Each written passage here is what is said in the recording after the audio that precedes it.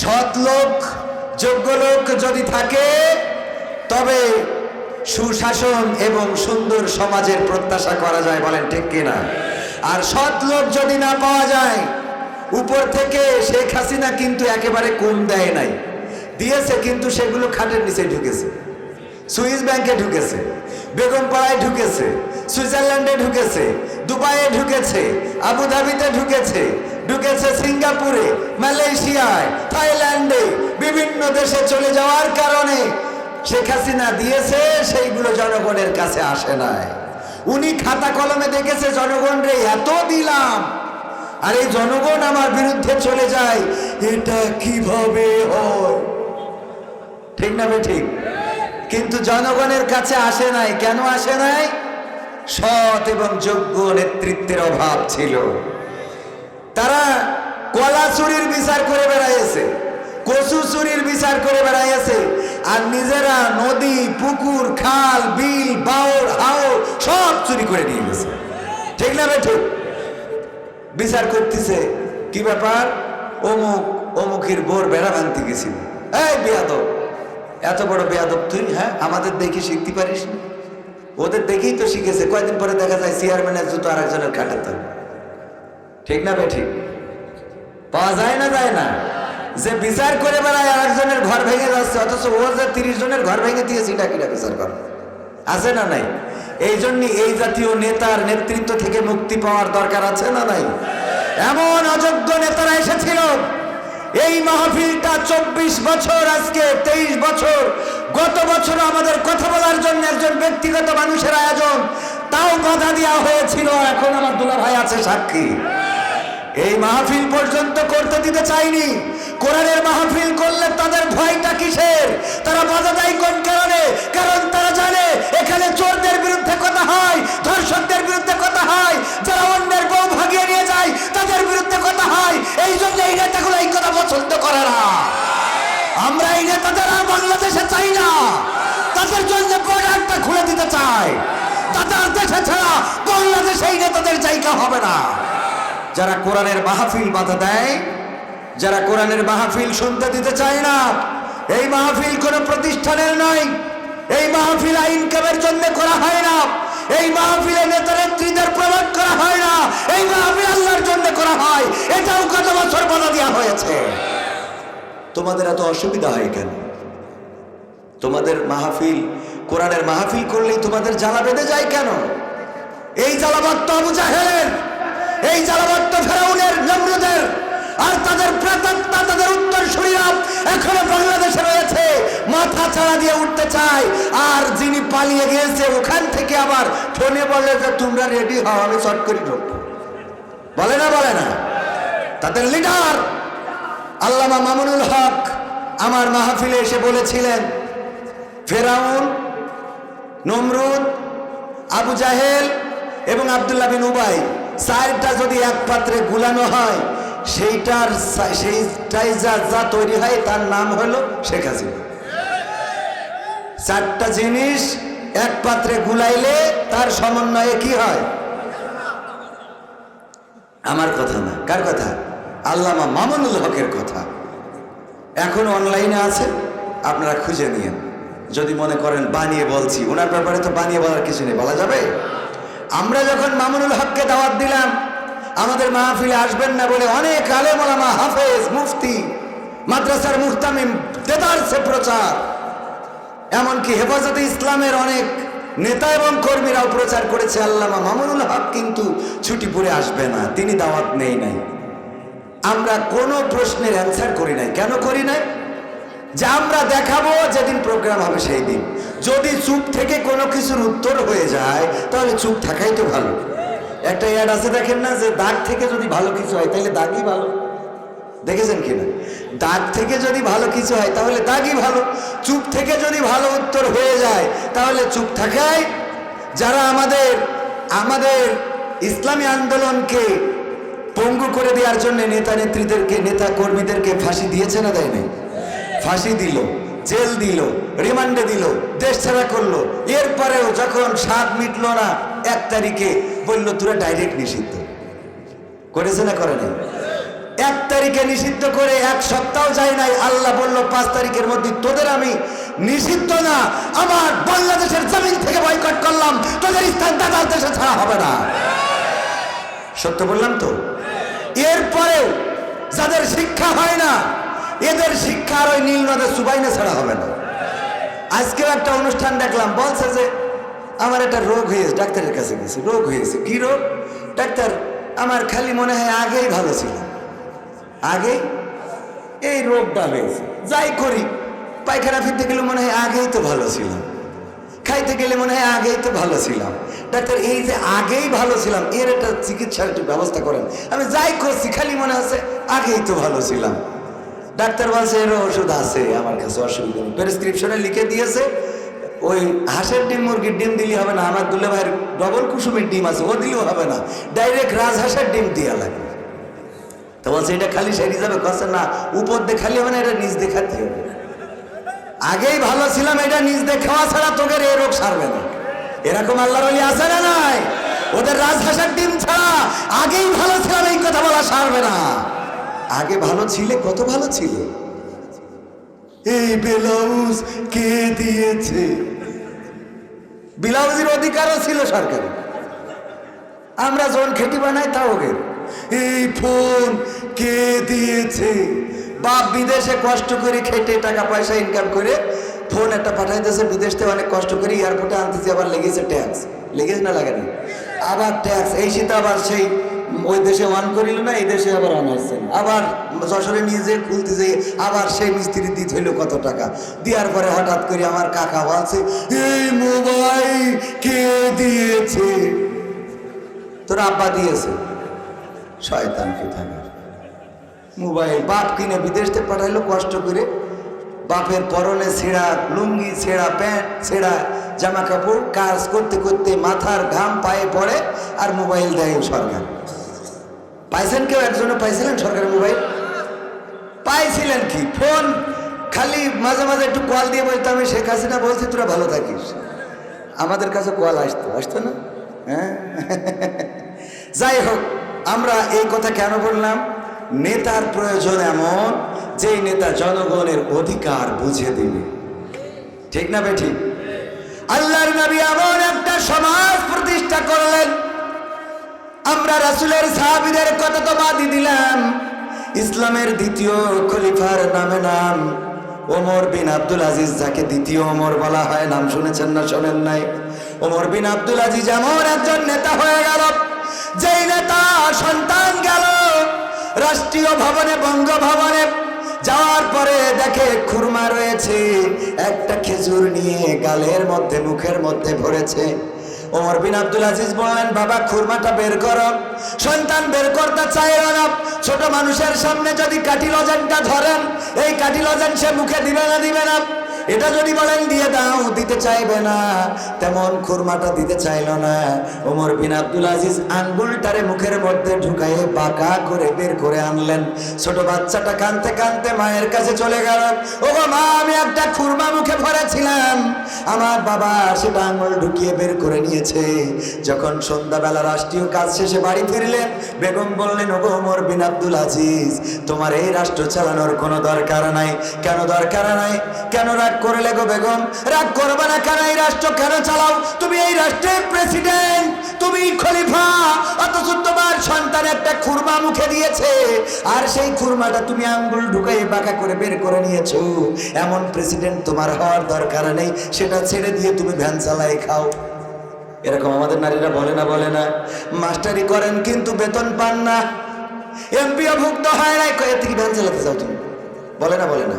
আচ্ছা, মাস্টারও ভ্যান চালাতে পারে, বেতন না পারলেও তো একজন মাস্টার, এটা তো বোঝা লাগে ভাই।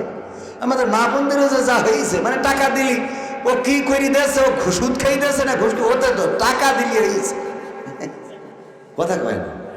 টাকা পাইলেই হয়। কোথা থেকে আনলো, চুরি করে আনলো না ডাকাতি করে আনলো, এটা দেখার বিষয় না। তুমি যে টাকা দিতে পারে না, বিদেশে থাকে, হক হালাল ভাবে চলে, টাকা পাঠায় কম। আর একজন বিদেশে থাকে, দুর্নীতি করে, 2 নম্বরই করে, বসের টাকা মেরে খায়, সে টাকা পাঠায় বেশি। বউ ফোন দেবে, কয় তোমার বিদেশ থাকতে কয় কিনা? বলে না? বলে না? নীতির পথে থাকলে কি বেশি ইনকাম করা যায়? না, যায় না ভাইরা আমার। ওমর বিন আব্দুল আজিজের বেগম সাহেবা যখন বলল রাষ্ট্রীয় ক্ষমতা ছেড়ে দাও, প্রেসিডেন্ট হওয়ার দরকার নাই, কারণটা কি? কারণ হলো তুমি সন্তানের মুখ থেকে খুরমাটা কেন বের করে নিয়েছো? ওমর বিন আব্দুল আজিজ বললেন, ওগো আমার স্ত্রী, তুমি কি জানো না ওই রাষ্ট্রের মধ্যে যেই খুরমাগুলো এসেছে সব রাষ্ট্রীয় সম্পদ, ওটাই বাইতুল মাল বা ওটাই রাষ্ট্রীয় বিভিন্ন জায়গা থেকে ট্যাক্স ভ্যাট হিসাবে এসেছে। ওই খুরমায় আমার কোনো অধিকার নাই, ওটা জনগণের অধিকার, জনগণকেই বুঝিয়ে দিতে হবে। সুতরাং এই খুরমা আমার সন্তান খাবে, আর কিয়ামতের ময়দানে আমার বিচারের কাঠগড়ায় দাঁড়ানো লাগবে যে তোমার সন্তান রাষ্ট্রের একটা খেজুর অন্যায় ভাবে খেয়েছিল, খুরমা খেয়েছিল, তার কৈফিয়ত দাও। বলো বেগম, এই দুনিয়ার এইটুকু কষ্টের বিনিময়ে কি ওই পরকালের মুসিবত থেকে মুক্ত থাকা ভালো নাকি খারাপ? বেগম সাহেবা বলল, আমার ভুল হয়েছে, যেহেতু এতটা স্বচ্ছ সৎ তুমি, সুতরাং তোমার সৎ থাকাটাই আমি অ্যাকসেপ্ট করব। ওগো আমার ভাইয়েরা, শুধু তাই নয়, ওমর বিন আব্দুল আজিজের কাছে একবার এক বন্ধু আসলো গল্প করার জন্য। গল্প করছেন, রাতের অন্ধকারে কথা বলছেন। ওমর বিন আব্দুল আজিজ আলোতে কথা বলছেন, ল্যাম্প ধরানো অথবা সেই সময় যে মশাল বাতি ধরানো। কথা বলতে বলতে যখন ওনার কাজ শেষ হয়ে গেল, লম্পটা বন্ধ করে দিলেন, ল্যাম্পটা বন্ধ করে দিলেন। তারপরে বললেন, বলো এবার কি জানতে চাও, বলো। জানা শুরু করলো। এবার যখন পরিবারের কথা তুলেছেন বন্ধু, ওই সময় আলোটা বন্ধ করেছেন। আমি ভুল বললাম, কাজ শেষ নয়, যখন রাষ্ট্রের খোঁজ খবর নিচ্ছিল তখন ল্যাম্পটা জ্বালানো ছিল, কিন্তু যখন পরিবারের খোঁজ খবর নেওয়া শুরু করলো ল্যাম্পটা বন্ধ করে দিল। ওমর বিন আব্দুল আজিজ ল্যাম্প বন্ধ করার পরে বন্ধুটা বললেন, ওগো বন্ধু, এই অন্ধকারে ল্যাম্পটা বন্ধ করলেন কেন? ওমর বিন আব্দুল আজিজ বললেন, ওগো আল্লাহর বান্দা, তুমি কি জানো না যে ল্যাম্পটা জ্বলছে এটা রাষ্ট্রের ল্যাম্প? এই ল্যাম্পটা আমি জ্বালাচ্ছিলাম, যতক্ষণ তুমি রাষ্ট্রের খবর নিয়েছো ততক্ষণ ল্যাম্পটা জ্বলেছে, অধিকার ছিল। কিন্তু যখন তুমি জিজ্ঞেস করেছো আমার বউ কেমন আছে, বিবি কেমন আছে, বাচ্চা কেমন আছে, বাড়িতে আমরা সবাই কেমন আছি, তখন চিন্তা করলাম আমার ব্যক্তিগত খবর বলার জন্যে রাষ্ট্রের কেরাসিন পোড়ায় আলো জ্বালানোর কোনো অধিকার আমার নাই। আল্লাহু আকবার। এই নেতা এখনকার জামানায় আছে না নাই? আছে? ভয় নেই, আমি দেখাই দিচ্ছি, এটা দেখাই দিই। মুহাদ্দিস আবু সাইদ মোহাম্মদ শাহাদাত হোসেন নাম শুনেছেন? বাড়ি কোথায়? বাঁকড়ায় বাড়ি। 6 শতক জমি, ভাইয়ে কয়জন? 6 জন ভাই, 6 জন।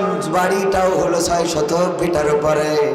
লেখাপড়া করেছেন, বড় হয়েছেন, কামিয়াবি দান করেছে আল্লাহ রাব্বুল আলামিন।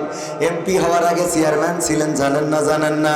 চেয়ারম্যান থাকাকালীন তখন নদীপথে যাতায়াত ছিল, কপোতাক্ষ থেকে বাঁকড়া, জিকরগাছা থেকে বাঁকড়া কপোতাক্ষ দিয়ে যাতায়াত, মনে আছে না নাই? মুরব্বীদের মনে থাকতে পারে। আমিও আমার ছোট বোন, আমার মেজ বোনকে যখন আমার বাবা বিবাহ দিয়েছিলেন, নদীপথে যাতায়াত ছিল, চৌগাছা থেকে মাসিলা ট্রলারে যেতে হতো, 4 টাকা করে ভাড়া নিত। ওই ট্রলারটা বন্ধ, যেখানে নামতে চাইতাম ঘাটে ঘাটে স্ট্যান্ড ছিল, তখন রাস্তা পাকা ছিল না, এই ট্রলারে যাতায়াত থেকে আপনার কোথায় বাঁকড়া যাতায়াত ছিল। আবু সাইদ যাচ্ছেন, রমজানের মাস, রমাদানের মাস, এই রমাদানের মাসে রাষ্ট্র কিছু খুরমা দেয় ইফতারির জন্য, আবার কিছু উপঢৌকন এই জাতীয় অনেক সময় রাষ্ট্র থেকে আসে, সৌদি আরব থেকে পাঠিয়ে দেয়, যারা গরিব তারা খা, তোরা তো গরিব, পান্তা ভাত খায়, এরা পাঠায় না, ওরা তো গরিব, আমরা গরিবের জন্য পাঠাই। আবার সৌদি আরবের কথা যেহেতু এসে গেল, আমার সৌদি আরবের বিপক্ষে বললে তো আবার আমার আহলে হাদিসের ভাইয়েরা খেপে যায়। আমি মালয়েশিয়ায় সৌদি আরবে জমরায় যাওয়ার পরে আমার এক আহলে হাদিসের ভাই আমার বলতেছে, আপনার এখন আমি ধরাই দেব। কেন ধরাই দেব?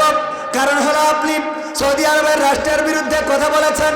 কি বলেছি রাষ্ট্রের বিরুদ্ধে? আমি বলেছি শয়তান মুক্তি পেয়ে কোথায় গেল? আগে সৌদি আরবে এসেছে, কারণ একদিন আগে ঈদ হয় ওখানে, ঠিক না বেটি? আচ্ছা, এই কথাটা কি ভুল বলেছি? একদিন আগে যেহেতু ঈদ হয়ে যায়, তাহলে শয়তান একদিন আগে ওখানে ছাড়া পায় না? একদিন আগে তো সৌদি আরবে আসে। এবার সেই সৌদি আরবে একটা শো করেছে, এই শো মডেলদেরকে নিয়ে সেই শো করার আদলে কাবার মতো একটা ডিজাইন করেছে, পিছনে সেটাই লাইটিং করেছে, আর বিশ্ব থেকে নর্তকীদেরকে নিয়ে অর্ধ উলঙ্গ করে সৌদি আরবের মানুষকে দেখাইছে। এটা যারা মিডিয়ায় খোঁজ খবর রাখে তারা জানে, যারা রাখেন না তারা জানবেন না। আমার প্রমাণ চাইলেও আমি দেখাইতে পারবো, আমার এখানে আছে। দেখেছেন অনেকের চোখের সামনে পড়ে থাকতে পারে। অর্ধ উলঙ্গ মানে কি? যাদের এই সমাজে নিকৃষ্ট প্রাণী হিসাবে আমরা মনে করি, যাদের কারণে আমার যুবক তরুণদের চরিত্র নষ্ট হয়, যারা রাতে কল্পনা করে এমন যদি আমার একখান থাকতো। এইগুলো সৌদি আরবে আনুষ্ঠানিকভাবে রাষ্ট্রীয় পৃষ্ঠপোষকতায় দেখানো হয়েছে। এই কথার প্রতিবাদ করলে আবার দেখা গেল আমি ওমরায় গেলে আবার কাটি খুলে দেব। কারণ সৌদি আরব এমন একটা রাষ্ট্র, যা করবে সব হালাল, কিছু বলার কায়দা নেই। আর আমার আহলে হাদিস ভাইয়েরা পোষা রয়েছে কিছু পোশাক, এরা যাই করুক তাই করুক, রাষ্ট্রের শেখ হাসিনারও কিছু রাষ্ট্রীয় হুজুর ছিল না শাহবাগে এসে কয় আমরা এসেছি ইমানের দাবিতে। ওই ইমানের দাবি থেকে সাইদুর ফাঁসের জন্য। কত বড় ইমান ওর, কত বড় ইমান! লোকজন সামনে ডাকতে, লোকজন সামনে, ওরা বোর্ড ডাকলেও আসবেন আপনার আসবেন, শুনুন একটু দেখি তাহলে আসেন, একটু জিকির করেন, না জায়গা করে দেন। লা ইলাহা ইল্লাল্লাহ, লা ইলাহা ইল্লাল্লাহ, লা ইলাহা ইল্লাল্লাহ, লা ইলাহা ইল্লাল্লাহ, লা ইলাহা ইল্লাল্লাহ মুহাম্মাদুর রাসূলুল্লাহ। ওগো আমার ভাইরা, আমার যুবকেরা, তরুণেরা, কিশোরেরা, যারা দাঁড়ানো, এই মাহফিলটা কিসের মাহফিল? কোরআনের মাহফিল। আল্লাহ রাসূলের ভাষায় এটা হলো রিয়াজুল জান্নাত, জান্নাতের বাগান। ওগো আমার যুবকেরা দাঁড়িয়ে যারা আছেন, যদি এই জান্নাতের বাগানে বসেন, আজকের এই বসাটা আপনার নাজাতের ওসিলা হয়ে যেতে পারে।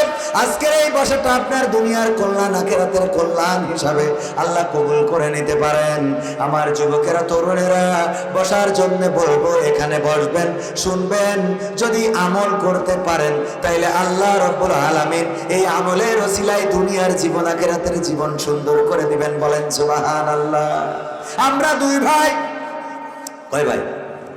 আমি একটু মাদ্রাসায় মোটামুটি 2 ক্লাস পড়েছি, আর ইসলামী আন্দোলনের সাথে সম্পৃক্ত থেকেছি, ছাত্র সংগঠনের সাথে ছিলাম, মুরব্বী সংগঠনে 2014-তে শপথ নিয়েছি মালয়েশিয়াতে, এখানে অগ্রসর কর্মী এখন আপাতত।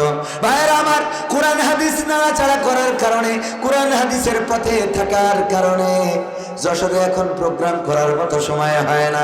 আজকে এই মাহফিল করে কালকে ভুলাই, তারপরের দিন লালমনিরহাট, তারপরের দিন কুড়িগ্রাম, তারপরের দিন দিনাজপুর, তারপরের দিন আবার যশোর অঞ্চলে চুয়াডাঙ্গায় না ঝিনাইদহে, খেয়াল নেই। ওগো আমার ভাইয়েরা, এটা কিসের সম্মানে? যদি কোরআন না বলতে পারতাম তাইলে এই স্টেজে কি বসাতেন? না, বসাতেন না। 2 কলম জানার কারণে আল্লাহ এই স্টেজে বসাইছেন। আমার যুবকদেরকে বলবো, তরুণদেরকে বলবো, পথহারা হওয়া যাবে না, পথভ্রষ্ট হওয়া যাবে না।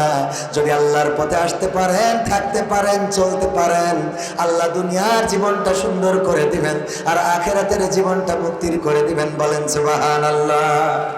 আর যদি দুনিয়ার জীবনে আপনি রংঢং করে বেড়ান, দুনিয়ার জীবনে যদি আপনি অন্যায় করে বেড়ান, পাপাচার কদাচারের সাথে সম্পৃক্ততা থাকে, ভাইয়েরা আমার, পরকালের ময়দানে এগুলো অস্বীকার করতে পারবেন না।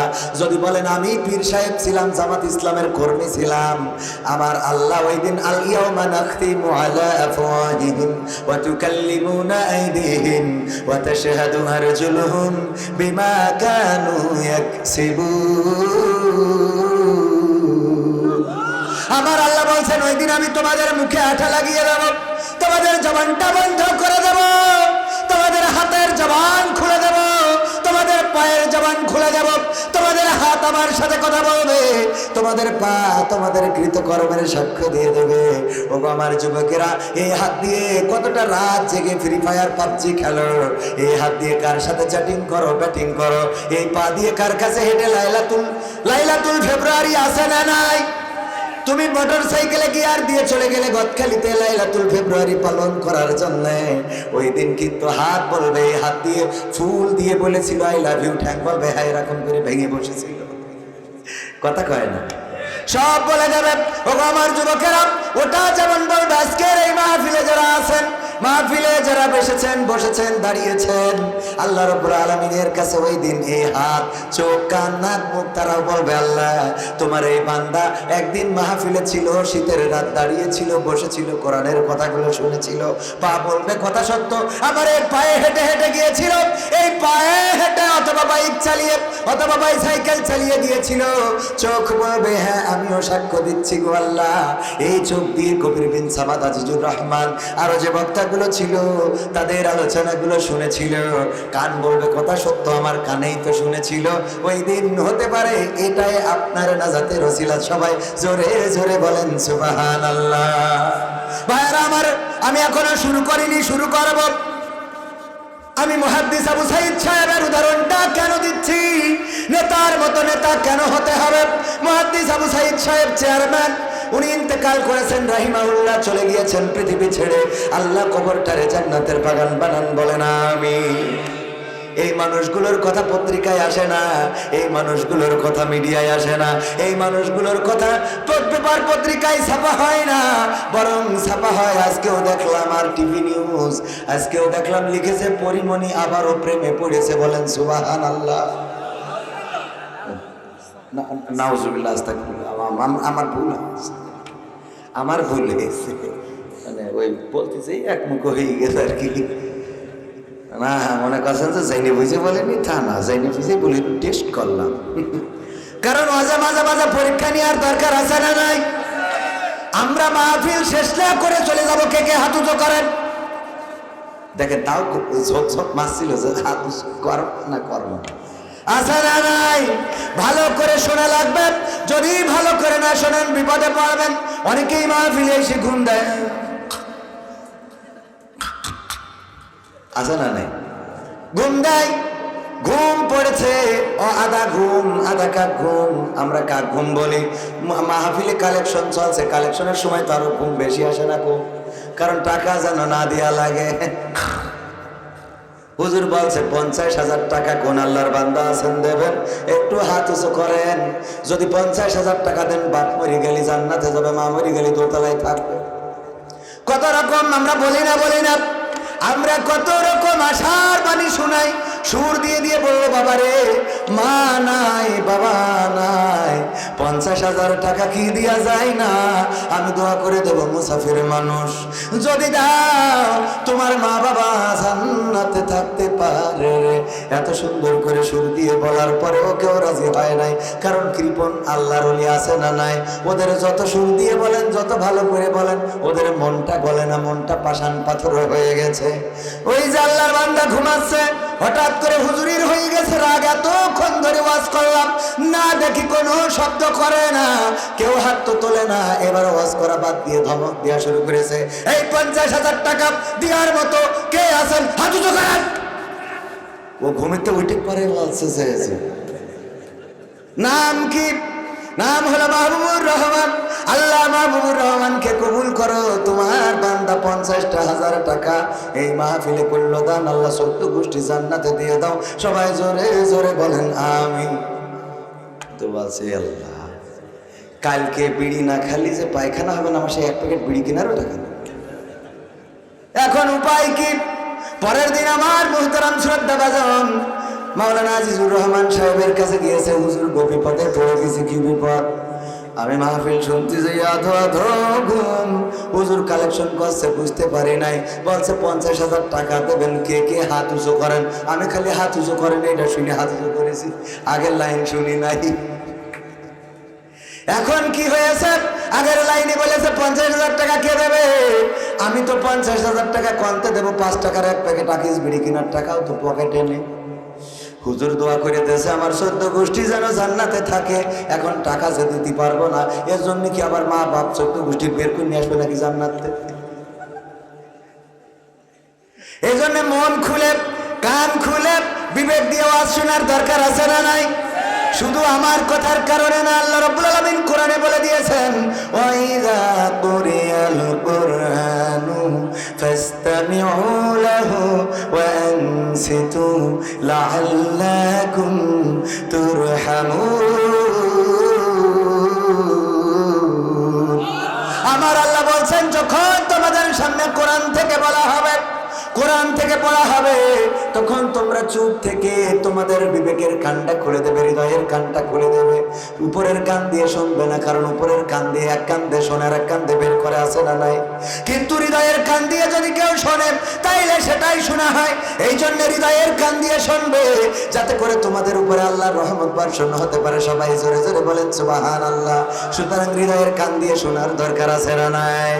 ভাইয়েরা আমার, আবু সাইদ সাহেব চেয়ারম্যান থাকাকালীন খুরমা নিয়েছেন, জিকর গাছা থেকে যাচ্ছেন নদী পথে, নৌকায় উঠেছেন, ইফতারের সময় হয়ে গেছে, মসজিদে আজান দিচ্ছে, আল্লাহু আকবার আল্লাহু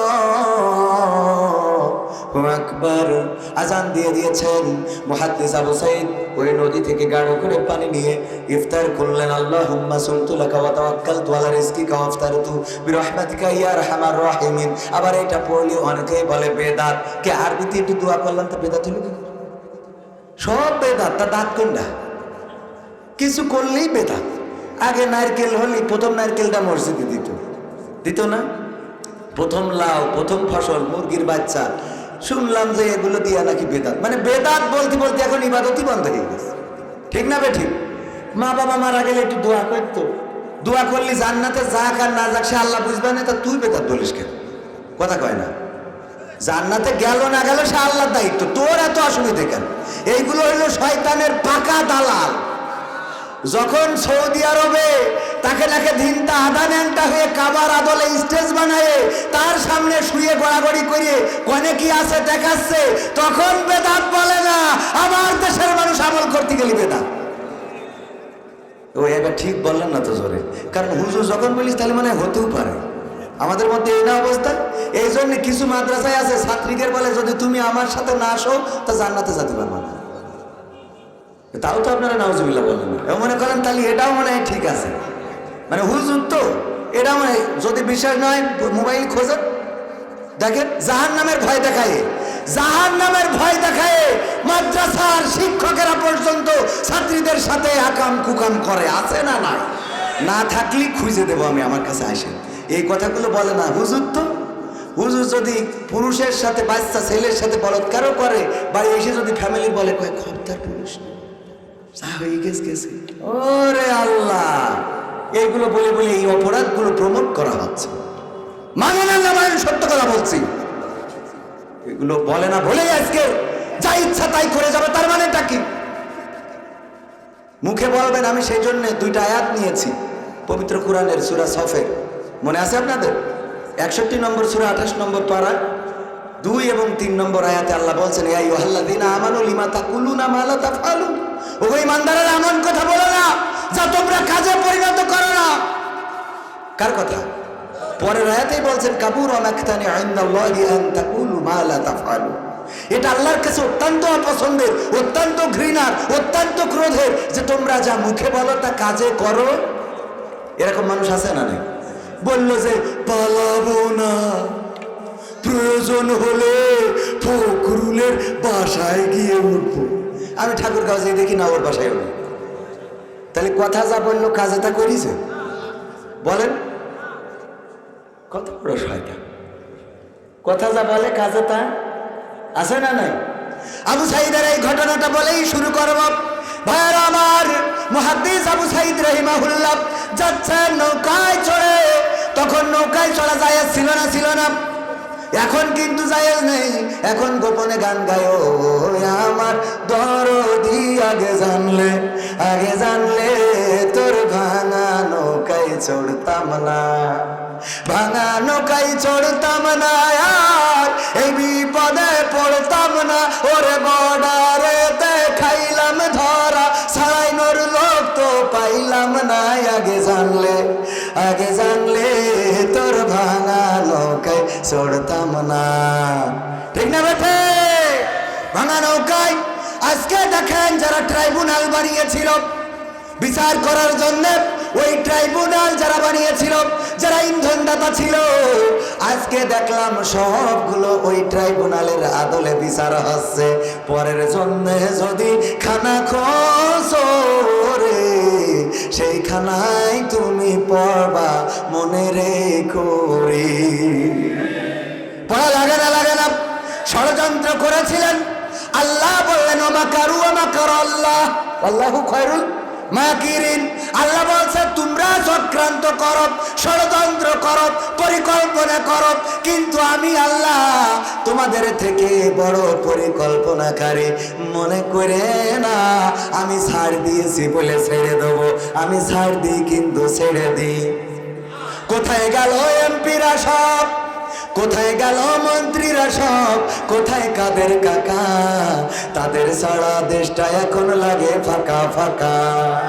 কোথায় গেল মন্ত্রীরা সব, কোথায় গেল এমপিরা সব, কোথায় গেল নেতারা সব, কোথায় গেল চামচারা সব, কোথায় কাদের কাকা, তাদের সারা দেশটা এখন লাগে ফাঁকা ফাঁকা, ওদের সারা দেশটা এখন লাগে ফাঁকা ফাঁকা। পালাবো না, পালাবে না, পালাবে না, যাই না তবু দেখা, পালাবে না, পালাবে না, যাই না তবু দেখা, তাদের সারা দেশটা এখন লাগে ফাঁকা ফাঁকা, ওদের সারা দেশটা এখন লাগে ফাঁকা ফাঁকা। আইন মন্ত্রী আটকে গেল আইনেরই ফাঁকে, দাড়ি সারা দরবেশের ভণ্ড ভণ্ড লাগে। এখন আবার দাড়ি বড় হয়েছে, হ্যাঁ ওরা দাড়ি আল্লাহ রসুলের জন্য রাখে নাই, ঠিক না বেঠে? আল্লাহ রসুলের জন্য যদি রাখত, আল্লাহর জন্য যদি দাড়িটা হতো, আল্লাহর সন্তুষ্টির জন্য যদি দাড়িটা হতো, তাইলে ওই দাড়িতে অন্তত খুর লাগাইতে পারতাম। কথা কেনা পারতো? ওই দাড়ি তারা ব্যবসায়ীর জন্য। ওই নেতা আবার ছিল আহলে হাদিস নামক আন্দোলনের উপদেষ্টা। কথা কয় না যে দাড়ি কামে। আমি কিন্তু আজাদের বিরুদ্ধে লোক, আবার মনে করি না যে আমি বিরুদ্ধের লোক, কারণ এই খবিশগুলো এরা ওইগুলোর পৃষ্ঠপোষকতা করেছে। আর আমাদের কয় এটা বেদাত, ওইটা বেদাত, এইটা বেদাত, ওইটা বেদাত, ওইটা বেদাত, ওইটা বেদাত, দাঁত কন্যা।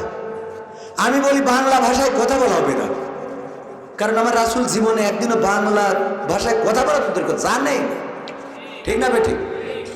ভাত খাওয়া বেদাত, কারণ রাসূল তো ভাত খায় নাই, খুরমা খেয়েছে বেশি, আর রুটি খেয়েছে জব। আর তুমি বেদাত বলো, আবার বাংলায় ফতোয়া দাও, আরবিতে ফতোয়া দিতে হবে, তারপরে তোমারটা মানবো আমি। বড় আল্লাহওয়ালা তুমি। একজন ঘড়ির মেকার ছিল আলবানি, তিনি অসংখ্য হাদিসকে জাল জয়ীফ বলেছেন, তিনি কিন্তু ঘড়ির মেকার ছিলেন।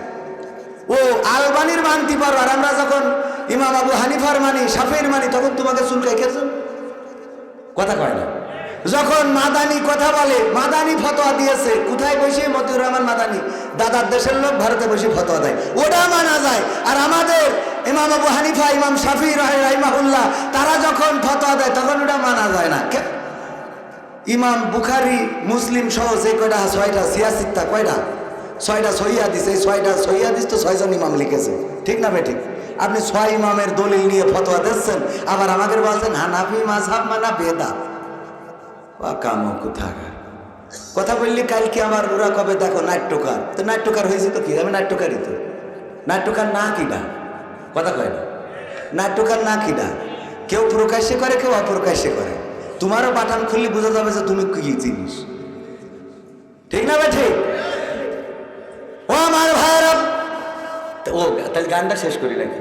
কোথায় গেল এমপিরা সব, কোথায় গেল মন্ত্রীরা সব, কোথায় কাদের কাকা, তাদের সারা দেশটা এখন লাগে ফাঁকা ফাঁকা। কি বিচারপতি আটকে গেল, বিচার আইন মন্ত্রী আটকে গেল আইনেরই ফাঁকে, দাড়ি ছাড়া দরবেশের ভণ্ড ভণ্ড লাগে। আইন মন্ত্রী আটকে গেল আইনেরই ফাঁকে, দাড়ি ছাড়া দরবেশের ভণ্ড ভণ্ড লাগে। শুনছি কত নেতা নেত্রী খাইতেছে ভাই ডান্ডা, বিচারপতি কালামানিকের ফাটিয়েছে আন্ডা। পলকের ঝলক গেল।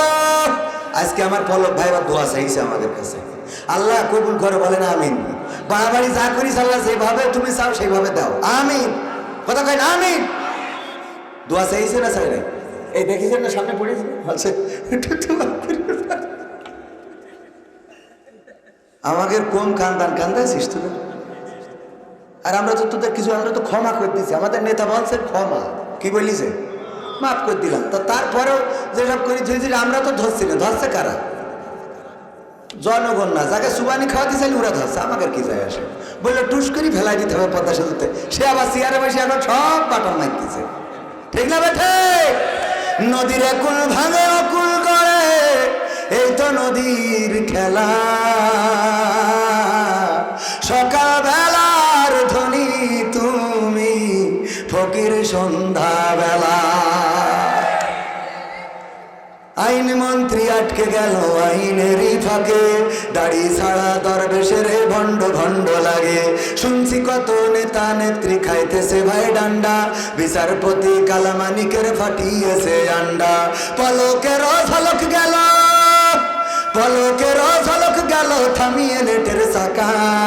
তাদের সারা দেশটা এখন লাগে ফাঁকা ফাঁকা, ওদের সারা দেশটা এখন লাগে ফাঁকা ফাঁকা। কই গেল সেই সংসদেতে মমতাজের গান, কোথায় গেল হযরত বলা শামীম ওসমান। খেলা হবে, আসো খেলবো। কই গেল সেই সংসদেতে মমতাজের গান, কোথায় গেল হযরত বলা শামীম ওসমান। ইনু মেনন দীপু মনি আছে কারাগারে, বাপ করিলেও পাপ কখনো ছাড়ে কি আর তারে। কোথায় গেল স্পিকারের, কোথায় গেল স্পিকারের দৃষ্টি আঁকা বাঁকা। তাদের সারা দেশটা এখন লাগে ফাঁকা ফাঁকা, ওদের সারা দেশটা এখন লাগে ফাঁকা ফাঁকা। কোথায় গেল আরাফাত আর ব্যারিস্টার সুমন, কথা বলার সময় তারা করে নিয়োজন।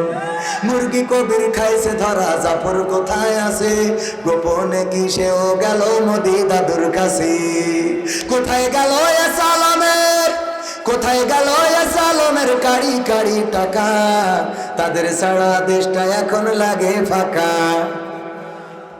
আমার উস্তাদজি একটু খাবার খাইতে বা ব্যস্ততা আছে, অনেকক্ষণ বসে রইলেন। আল্লাহ আমার উস্তাদজির হায়াতে ইবাদত করুন, বলেন আমিন। আল্লাহ যেন এই বাংলাদেশে নেতৃত্ব দেওয়ার তৌফিক দান করেন, বলেন আমিন। আল্লাহ রাব্বুল আলামিন উনার ইমানি জজবাকে আরো বৃদ্ধি করে দিয়ে এই সার গণমানুষের নেতায় যেন পরিণত হতে পারে, সেই তৌফিক দান করুন, বলেন আমিন। আল্লাহ এই মানুষগুলোকে পরীক্ষা নিয়েছেন, সব ধরনের পরীক্ষায় তারা উত্তীর্ণ হয়েছে না হয় নাই? যারা বলেছিল এই দেশ ছাড়ব না, হাসিনা পালাই না, আবার তারাই পালাই গেল। আমার এই জায়গায় খারাপ লাগে। আমি কত তার পক্ষে কথা বলে বেড়ালাম, কত এই যে উন্নয়ন পদ্মা সেতু কত কি বলি বেড়াইছি, ফেলাই থেকে চলে গেছে। খারাপ লাগে না? শোনা কথা কয় না, খারাপ লাগে না?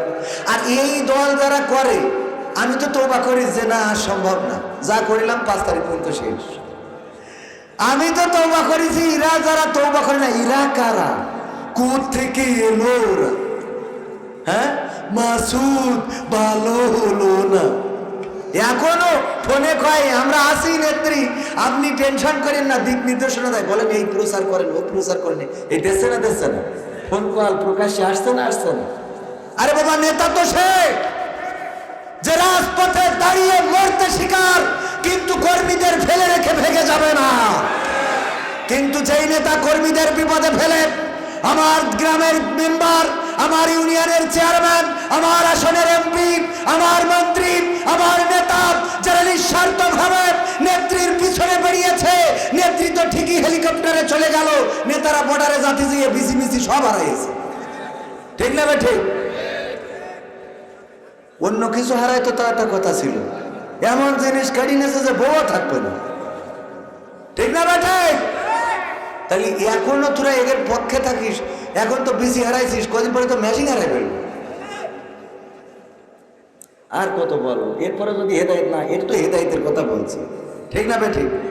ভাইয়েরা আমার, মুহাদ্দিস আবু সাঈদ রাহিমাহুল্লাহ নূর নিয়ে যাচ্ছেন নৌকায় করে, আজান হয়ে গেল নদী থেকে, আমরা গেড়ো বলি, হাতের তালুতে পানি উঠাই নিয়ে ইফতার করলেন। ইফতার করার সময় নৌকায় আরো লোক থাকে না থাকে না, নৌকায় যারা রয়েছে, তখন তো নৌকায় লোক বেশি ছিল, কারণ তখন নৌকায় ছিল বেশি। কিস্তি নূহ নবীর কিস্তি, ও আমার ভাড়া, নৌকায় যখন অন্য লোকেরা বলতেছে, ও চেয়ারম্যান সাহেব আপনি তো দেখছি খুরমা নিয়ে যাচ্ছেন, খেজুরের প্যাকেটগুলো প্লাস্টিকের হয়, দেখা যায় না যায় না, আবার যদি কার্টুনের হয় তাও গায়ে ছবি থাকে না থাকে না, ওই তো দেখছি খুরমা, এই খুরমাগুলো নিয়ে যাচ্ছেন, অথচ আপনি ইফতার করলেন নদীর পানি দিয়ে, অপরিষ্কার পানি, এই পানিতে ময়লা আছে, জীবাণু আছে, তারপরেও সেটা দিয়ে কেন ইফতার করলেন? আপনি যদি এখান থেকে 2টা খুরমা বের করে নিয়ে ইফতার করতেন, তাহলে ইফতারটাও হয়ে যেত, আবার আমার সুন্নতটা আদায় হয়ে যেত। কারণ ইফতার কুরমা দিয়ে ইফতার করা সুন্নত, বলেন ঠিক না বেঠিক? জানেন না অনেকেই বলে পেয়রা দিয়ে ইফতার করেন। আমরা পেয়রা দিয়ে করবো না, করবো কি দিয়ে? কুরমা দিয়ে। আগে অনেকেই পানি খায়, আগে পানি খাবেন না, খাবেন কি? কুরমা বিসমিল্লাহ বলে ইফতার করলে হয়ে যায়। আপনি দোয়া পড়েন না পড়েন, কোনো অসুবিধা নাই, বাধ্যতামূলক মনে করার কিছু নাই। ও আমার ভাইরা, অনেক বিষয় আছে আমরা বাধ্যতামূলক মনে করি, সেইগুলো বেদাত। কিন্তু বাধ্যতামূলক মনে না করলে বেদাত হবে না। বাবা মারা গেছে, 3 দিন পরে মিলাদ দিতে হবে, 40 দিন পরে 40 করতে হবে, আর গরু জবাই করে খানার আয়োজন করতে হবে। এইগুলো যদি বাধ্যতামূলক মনে করেন, আর যদি মনে করেন এইগুলো করলে আমার আব্বা জান্নাতে যাবে, তাইলে এটা বেদাত বেদাত বেদাত। কথা কি ক্লিয়ার? কথা বুঝতে হবে, আগে না বুঝে লাফ দিলে হবে না। কথা বুঝার দরকার আছে না নাই? হাত যদি বুকের উপরে বাঁধেন অসুবিধা নাই, পেটের উপরে বাঁধেন অসুবিধা নাই, নাভির উপরে বাঁধেন অসুবিধা নাই। আমাদের অসুবিধা হলো আল্লাহর রাসূল সাল্লাল্লাহু আলাইহি সাল্লাম 3 জায়গায় হাত বেঁধেছেন, জোরে আমিন বলেছেন, আস্তেও বলেছেন, সহিহ হাদিস আছে। কিন্তু এইগুলো নিয়ে মত বিতর্ক, মত পার্থক্য, সিম্পল বিষয় আমরা ইখতিলাফ করি। কিন্তু এটা করতে যে যেটা করে ফেলি, আমরা মনে করি এটা করা যাবে না, এটা করা যাবে না, এটা অল্প স্বল্প ছোটখাটো ব্যাপার, কিন্তু এটা করা যাবে না মনে করি যখন মাথা ফাটাফাটি করি, ওটা স্পষ্ট হারাম। ওটা কি? মাথা ফাটাফাটি করা কি হারাম? হারামটা করতেছে ছোট একটা বিষয় নিয়ে। এক জায়গার এক ইমাম সাহেব, সে যে শোনে যে এখানে ইমাম চেঞ্জ হয়, কেন? 2 গ্রুপের পাওয়ার বেশি। যখন আহলে হাদিসের লোক পাওয়ারে আসে তখন আমিন জোরে বলা লাগে, হাত কপালে বুকের পরে বাঁধা লাগে। আর যখন মাযহাবপন্থীরা ক্ষমতায় আসে তখন যে নাভির পরে বাঁধা লাগে। এই জন্য ইমাম যাকে পাওয়ার থাকে তারাই ইমামকে, অন্যরা চলে যায়। তো এই কারণে ও ইমাম সাহেব দেখলো যে ঠিক আছে, আমার ইমামতি যদি রাখতে হয় 2 দলেরই মন রক্ষা করার জন্য, ও নামাজ পড়ার সময় বলছে আল্লাহু আকবার বলি কপালে হাত দেবে। নামাজ শেষে বলছে যে হুজুর, এতদিন তো তাও একটু লিমিটেডের মধ্যে ছিল, যে নাভির থেকে বুক পর্যন্ত ওঠা নামা করেছে, আজকে তো সব ছাড়াই কপালে বাঁধতেছে। এইটা কোন হাদিসে আছে? বলছে এটা কোনো হাদিসই নেই, এটা আমি তৈরি করেছি। কেন করেছেন? কারণ আমি দেখলাম নাভির উপরে হাত বাঁধা সেটা হাদিসে আছে, বুকের উপরে হাত বাঁধা সেটাও হাদিসে আছে।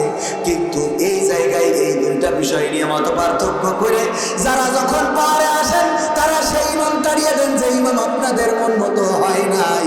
এই জন্য আমি 2 দলকে খুশি রাখার জন্য কপালে হাত বাঁধেছি, যে ওই জায়গা বাদ থাক, কপালে বাঁধি। আর এর আরেকটা কারণ হলো, আমার বোঝা শেষ, আমাদের নাভি অথবা বুকে মেন ফ্যাট না, আমাদের সমস্যা হলো কপালের। এই জন্য আমি কপালে হাত বেঁধে ঠিক করছি। ঠিক না ভাই? ঠিক। আমাদের দোষ কিসে? কপালের যে বিষয় নিয়ে তর্ক করা দরকার সেটা নিয়ে করি না, ছোটখাটো বিষয় নিয়ে তর্ক করি। গো, পাকিস্তানের জাহাজ বাংলাদেশে এসেছে, ভারতের মাথা ব্যথা কেন? ইসরায়েলি জাহাজ আসলে কি তারা খুশিতে? আপনি তো উত্তর দিয়ে দিয়েছেন। আমরা আবার কি হুজুর শুনছি পরিমণি নাকি নতুন করে প্রেমে পড়েছে, সেটা তো খালি গায়ে বলা। পত্রিকায় এসেছে না আসে নাই? পত্রিকায় এসেছে, টেলিভিশনে নিউজ হবে, আবার আমার সাংবাদিকরা মাইক্রোফোন ধরে বলবে আপনি যাকে প্রেম করেছেন সে কি? আরে বাবা, নিজের বউ ঘরে থাকে না, আর একজনের বউ ঠিক করে বেড়ায়। সময় তো ভাইরা আমার লিল্লাহে তাকবীর। প্রধান বক্তার আগমন, প্রধান বক্তার আগমন। মাহফিলের পক্ষ থেকে জনাব মিজানুর রহমান সাহেবের আগমন, মিজানুর রহমান সাহেবের আগমন। মিজানুর ভাই না আবুল হাজ? ও আবুল হাজ। নারায়ে তাকবীর। আবুল হাজ সাহেবের আগমন। মাহফিলের পক্ষ থেকে সবার সাথে আবারও দেখা হবে, কথা হবে। সে পর্যন্ত আল্লাহ সকলকে ভালো রাখুন। কথা যতটুকু বলেছি, ভুল ত্রুটি হয়ে থাকলে আমার অযোগ্যতা, আমার মূর্খতা, আমার অজ্ঞতা আল্লাহ যেন ক্ষমা করেন। ভালো যেটুকু বলেছি আল্লাহ রাব্বুল আলামিন তৌফিক দিয়েছেন, সকল কৃতিত্ব তার। সম্মানিত ভাইরা, যুবকেরা, তরুণেরা, কিশোরেরা সবাই বসে যান। মাহফিলের পরিবেশটা সুন্দর করে দেব এবং আমরা মাহফিল শেষ না করে কেউ যাব, মনে থাকবে ইনশাআল্লাহ। আল্লাহ আমাদের সবাইকে সেই তৌফিক দান করুন। ওয়া মা তৌফিকি ইল্লা বিল্লাহ। আসসালামু আলাইকুম।